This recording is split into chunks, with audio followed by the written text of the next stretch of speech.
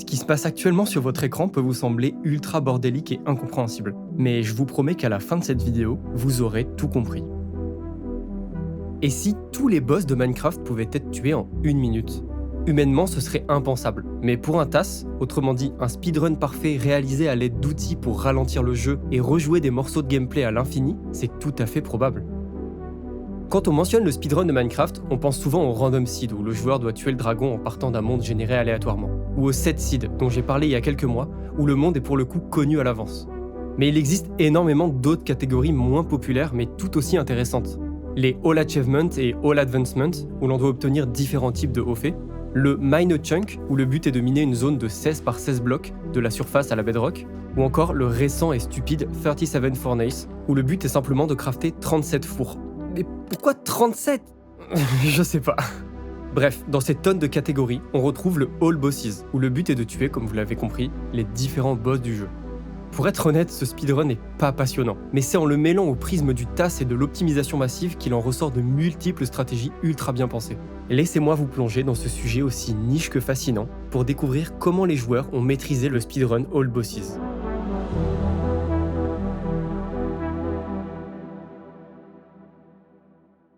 Le TAS, c'est pas un speedrun réel.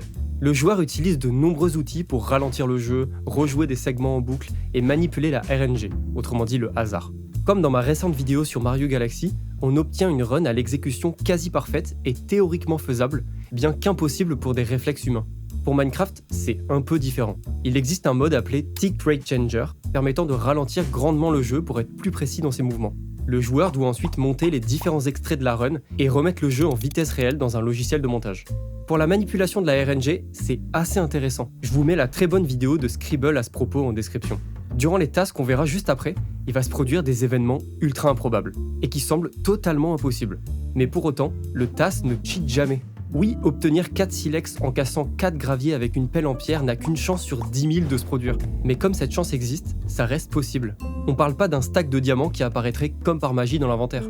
Dans ce cas précis, le joueur utilise une pelle Fortune 3 garantissant le drop d'un silex à chaque gravier cassé, mais dont la texture serait modifiée pour cacher l'enchantement. Qu'on soit clair, c'est pas du cheat, mais une manière de mettre en scène un scénario possible du hasard, bien que très improbable.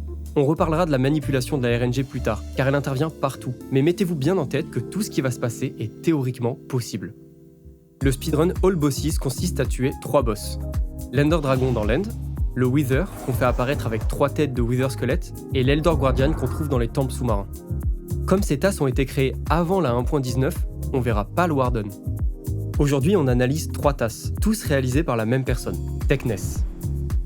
C'est un Argentin passionné depuis quelques années par ce milieu, avec qui j'ai pu discuter pour préciser mes explications. Ce mec est super actif dans la communauté TAS et a touché à pas mal de catégories différentes.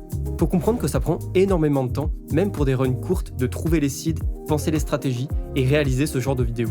Tekness a passé entre 16 et 21 heures sur chacun des 3 TAS d'aujourd'hui. Les 3 vidéos sont respectivement sorties les 8 mars, 22 avril et 17 juillet 2021. Malgré la courte période qui les sépare, vous verrez que l'exponentielle évolution des stratégies démontre d'un travail phénoménal de la part de Tekness. Allez, sans plus attendre, commençons avec le premier TAS All Bosses, fini en 4 minutes 30. Évidemment, on a besoin d'utiliser un monde spécifique plutôt qu'aléatoire, permettant de réaliser le TAS dans la seed la plus optimisée possible. Au spawn, le joueur commence par récolter une bûche avant de se diriger vers un village. Les mouvements de caméra doivent déjà vous sembler très étranges. C'est parce que le jeu a été ralenti, puis artificiellement réaccéléré. Il récolte aussi un silex dans le gravier. Pour aller plus vite dans l'eau, il utilise un dauphin qui lui procure un boost de vitesse. Une fois arrivé au village, le joueur va faire le tour des maisons pour récolter de nombreux matériaux indispensables à la suite de la run. On retrouve de l'or, des diamants, de l'obsidienne, du pain, 4 lits et des buissons morts qu'il va casser pour obtenir des sticks. 12 or, 24 pains et 28 obsidiennes en un seul coffre, ça peut sembler aberrant. Pourtant, c'était possible entre la 1.14 et la 1.16, où un bug rendait le contenu des coffres aléatoire. Si je m'amuse à charger la seed, j'aurai un nombre différent d'items dans chaque coffre. On en revient à la manipulation de la RNG, avec des loots complètement improbables, mais théoriquement possibles.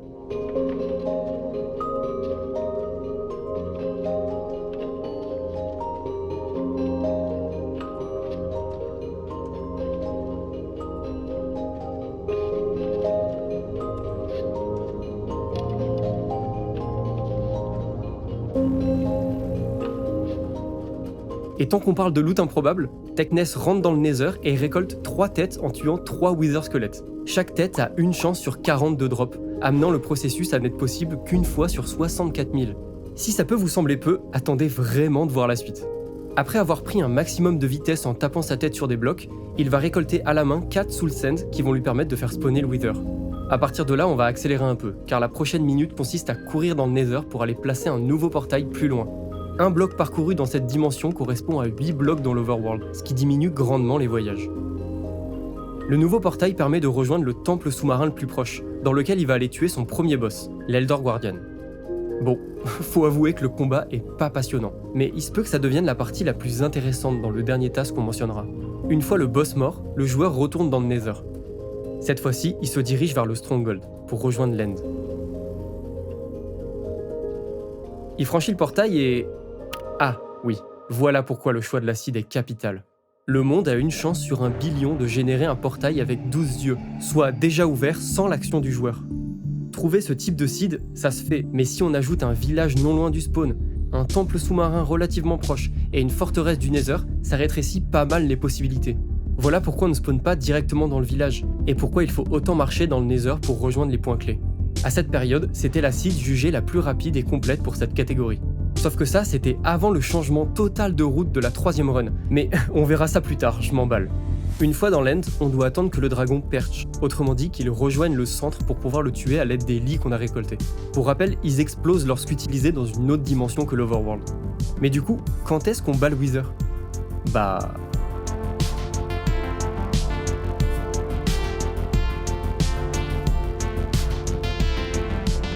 Première chose, oui, on peut faire spawn un Wither de côté.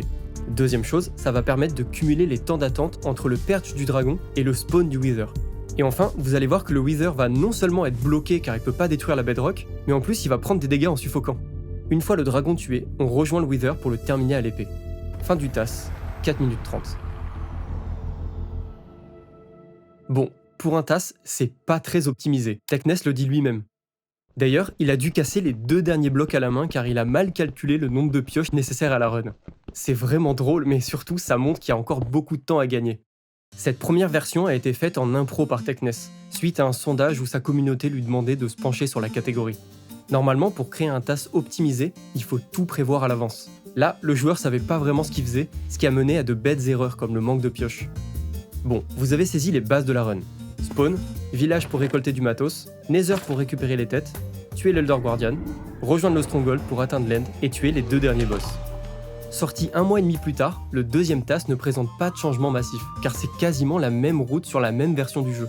Il vient simplement corriger les erreurs du premier et ajoute pas mal de nouvelles stratégies. Le début de la run est très similaire au task précédent. Bûche, silex, dauphin et arrivée au village. Le joueur se dirige ensuite vers les coffres et... un Enderman qui a l'air très énervé et qui va surtout se faire broyer par le golem. Ce scénario de spawn a été prouvé par de multiples joueurs, car comme je l'ai dit, le task ne cheat jamais. Il y a une chance infime qu'un Enderman se téléporte hors d'une grotte en début de jeu. Après un combat assez peu équilibré, une Enderpearl gît sur le sol. Elle nous sera utile. Il récupère ensuite 18 ors dans un seul coffre, comme si les 12 de tout à l'heure n'étaient pas assez abusés, et tout le reste du matériel. Si vous avez été attentif, vous remarquez que l'ordre des maisons a changé. Après le coffre à lingots, on se dirigeait d'abord vers celle du fond avant de traverser tout le village en ligne droite. Mais grâce à l'Underpearl, plus besoin de tout faire à pied. On peut simplement looter les quelques maisons, lancer l'Underpearl, récolter les sticks et crafter tous nos outils pendant le lancer, et enfin se téléporter au niveau du coffre à obsidienne pour en récolter 49, oui, ça reste possible, et construire le portail. Si on compare l'inventaire au précédent, on retrouve 3 nouveaux éléments. Une 5e pioche, une pelle et un seau. On note ça dans un coin, ces éléments seront utiles. Tout ce processus permet de rejoindre le Nether 9 secondes plus rapidement que le premier task. Une fois entré, laissez-moi vous présenter l'élément le plus improbable de toute la run. Lui. L'épée qu'il tient présente 3 enchantements. Looting, Smite et Unbreaking. Looting permet d'augmenter le nombre d'items droppés par les mobs. Ça permettra d'obtenir plusieurs Underpearls en tuant les Underman, au lieu d'une seule sans l'enchantement. Smite permet de faire plus de dégâts aux mobs dits morts, comme les zombies, les squelettes, mais aussi le Wither. Enfin, Unbreaking donne plus de durabilité à l'épée. Je me suis amusé à calculer la probabilité d'obtenir cette épée en or Looting 2, Smite 3, Unbreaking 3. Si vous êtes allergique aux maths, vous inquiétez pas, j'en ai pour 30 secondes, mais vous allez voir que c'est assez hallucinant. En 1.14.4, le niveau d'enchantement maximal d'une épée tenue par un monstre est de 8 d'après le site Minecraft Tools. On a donc respectivement 3,8, 0,2 et 0,1% de chance d'obtenir Looting 2, Unbreaking 3 et Smite 3. En cumulant les 3 pourcentages, on atteint une chance sur 13 millions. Vous trouvez ça peu ? Attendez que j'ajoute les probabilités que l'épée en or soit enchantée, soit 25%, et que le mob drop l'épée en mourant, soit 8,5%. Une chance sur 612 millions. Ouais, le TAS, ça reste vraiment théorique. Vous avez 5 fois plus de chances de gagner l'euro million que d'avoir un jour cette épée entre vos mains. Un dernier détail sur cette séquence que je trouve très intéressant, c'est que les mobs ne peuvent pas spawner à moins de 24 blocs du joueur. Techness a bien fait en sorte que cette règle soit respectée pour le cochon zombie. Le but est vraiment de retranscrire les conditions d'une run réelle, mais mise en scène, ralentie, découpée et montée pour obtenir une quasi-perfection.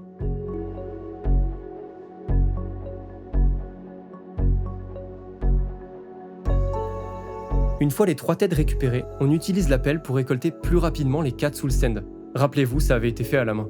Ensuite, on tue un Enderman pour récupérer 3 Enderpearls. Elles vont permettre aux joueurs de se déplacer bien plus rapidement.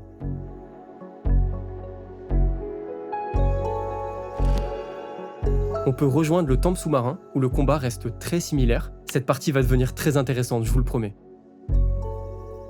Et ensuite, en tuant un second Enderman, on peut rejoindre le Stronghold.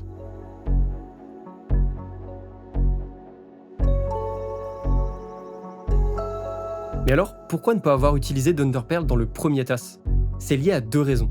Déjà, le comportement des Enderman en 1.14 est assez atroce à TAS, car très aléatoire. Aussi, Techness ne pensait pas que les Enderpearls feraient gagner autant de temps, et il voulait pas s'embêter pour rien. Mais il a finalement immédiatement regretté ce choix après avoir fini son premier TAS, et a directement commencé à travailler sur le deuxième, d'où la courte période les séparant. Une fois dans le Stronghold, il se sert de son seau pour rentrer dans le portail et grimper jusqu'à l'île principale. Ça lui économise quelques secondes sur le fait de récupérer une énième Enderpearl. En plus, il a conservé les blocs qu'il avait utilisés pour faire des ponts dans le TAS précédent, ce qui lui permet de prendre un max de vitesse. La fin corrige les erreurs de la version de Mars avec un one cycle parfait pour tuer le dragon en 4 lits, une pioche pour rejoindre le Wither, et l'épée Smite pour le tuer plus rapidement. C'est 40 secondes qui sont économisées, donnant un temps final de 3 minutes et 6 secondes. N'oubliez pas de liker cette vidéo et de vous abonner à ma chaîne. J'ai également ouvert les souscriptions si vous voulez me soutenir pour quelques euros par mois. Évidemment, c'est uniquement si vous en avez les moyens. Dans le titre, Techness précise qu'il considère son TAS parfait et qu'il y a très peu de chances que quiconque puisse passer sous la barre des 3 minutes.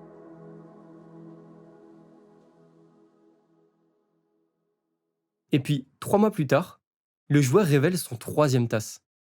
Et laissez-moi vous dire une chose, c'est que vous n'êtes tout simplement pas prêt.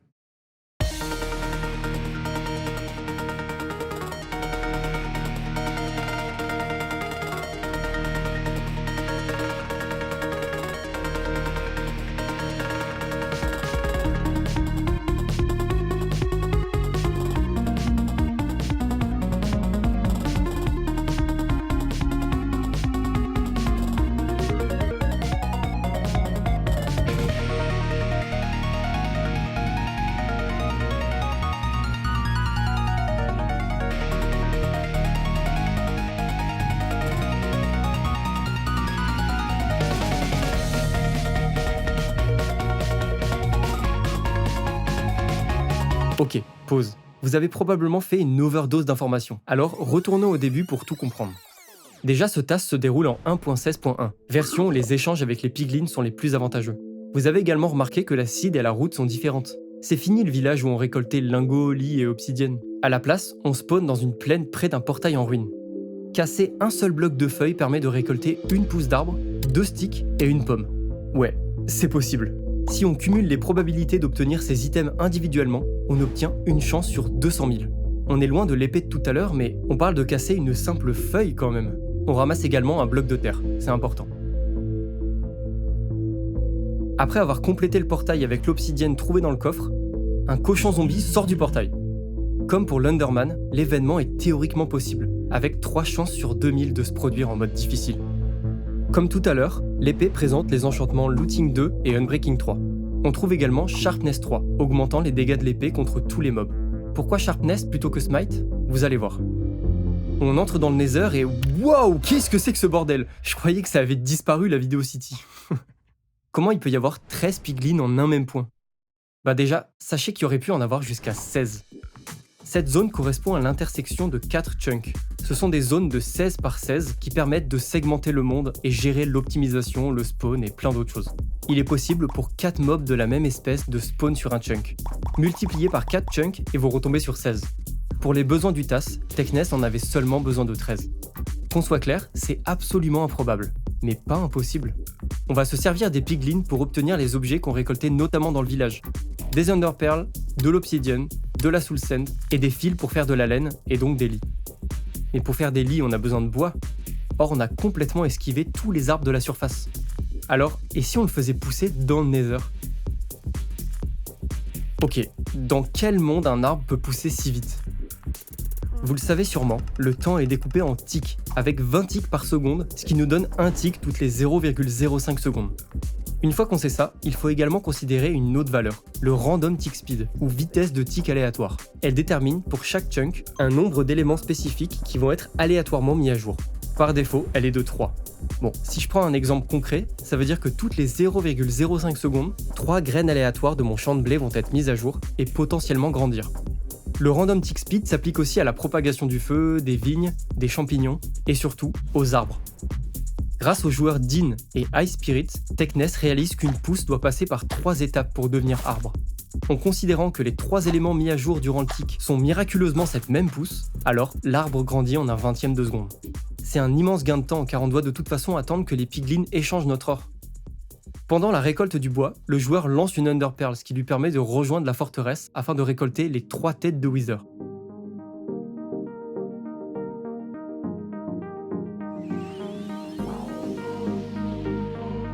Ensuite, et ça vous a sûrement semblé étrange, il va rapidement tuer 2 Blaze grâce au Sharpness et récupérer 6 Blaze Rod avec looting. On y revient dans un instant. Une dernière Underpearl lui permet de rejoindre les coordonnées du Stronghold, où il crée un portail.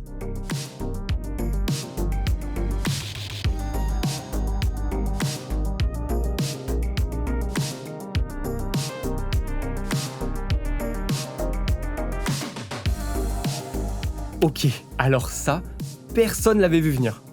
Vous vous rendez compte du temps de gagner? On vient d'éliminer un morceau entier des tasses précédents là. Mais du coup, comment c'est possible? L'acide. Cette fois-ci, le portail de l'End n'est pas ouvert naturellement.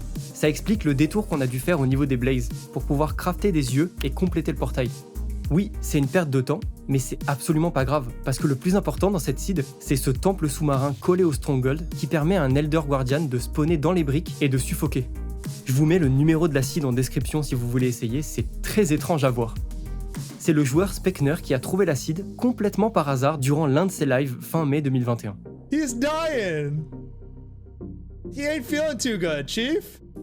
Avec cette incroyable stratégie, on peut rentrer dans l'end 1 minute et 18 secondes plus rapidement que le deuxième TAS, qui, je vous rappelle, avait été considéré comme parfait par Techness. Bon, en réalité, ce parfait, c'était un peu une blague, et surtout un moyen de challenger ses abonnés à trouver de nouvelles techniques.